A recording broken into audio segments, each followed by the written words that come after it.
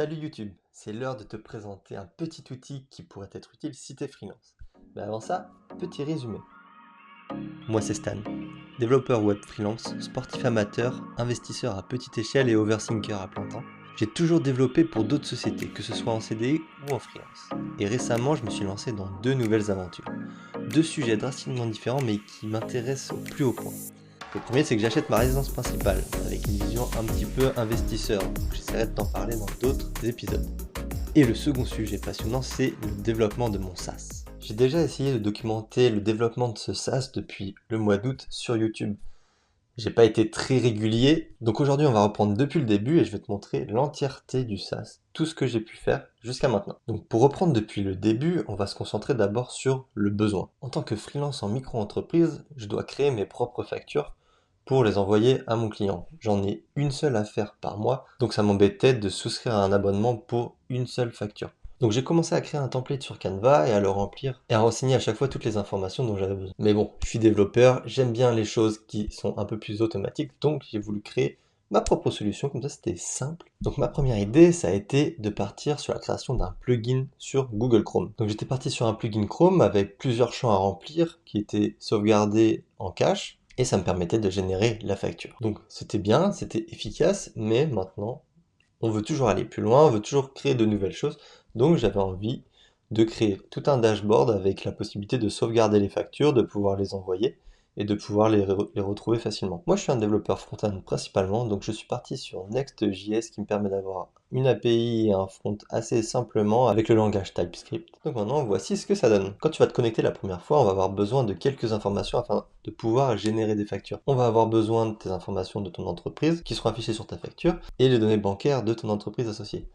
Donc ça, ce sont des données qui seront à remplir qu'une seule fois et que tu pourras retrouver très facilement et sélectionner à la création d'une facture. Tu pourras également créer des clients, si tu en as plusieurs, et même des prestations qui s'afficheront dans la facture également. Pour le côté un petit peu funky, j'ai rajouté un petit graphique qui te donne le chiffre d'affaires que tu as réalisé depuis le début de l'année.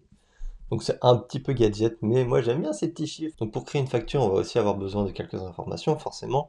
Donc tu peux y mettre l'identifiant que tu veux, ajouter les dates dans lesquelles tu as travaillé, sélectionner également un template. Pour le moment, il y en a 3, il y en aura sûrement d'autres dans le futur. À toi de me dire s'il y en a qui t'intéressent. Ensuite, tu fais créer et tu retrouves ta facture dans la liste. Tu peux la télécharger, la modifier ou même la marquer comme envoyée si tu veux savoir un peu où t'en es dans tes factures. Moi, j'en ai qu'une par mois, donc c'est assez simple à gérer, j'ai pas besoin de beaucoup plus. Une fois que tu as créé ta facture, tu peux même l'envoyer directement en cliquant ici pour changer soit son état, la marquer comme envoyé, comme ça tu sais que tu l'as envoyé et tu n'as plus besoin d'y revenir, ou alors vraiment appuyer sur envoyer et ça l'enverra directement à l'adresse mail que tu as renseignée dans le client. Donc tu l'auras compris, c'est pas une application non plus exceptionnelle, ça permet de générer, je trouve, assez facilement et simplement les factures et de pouvoir les envoyer sur une seule et même application.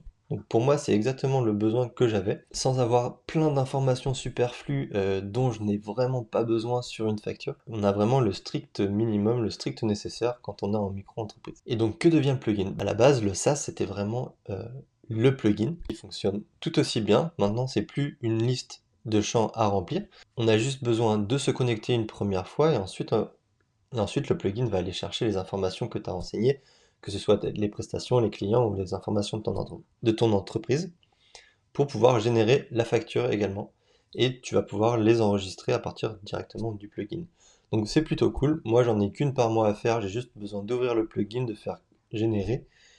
Et tout est sauvegardé. Si j'ai besoin d'y retourner, je vais sur l'application directement et je peux modifier et gérer cette facture. Au final, le plugin, c'est plus forcément l'outil principal, mais c'est une petite option que je trouve quand même très très utile, qui apporte un petit peu de valeur en plus. Alors, qu'est-ce qui se passe maintenant? Bon, il y aura toujours des améliorations, j'ai toujours créé plein de petites applications, mais au final, je suis jamais allé vraiment au bout, parce qu'en fait, on n'arrive jamais vraiment au bout. Donc aujourd'hui, je me dis, c'est le moment, faut arrêter de tergiverser et faut appuyer sur le bouton de mise en prod.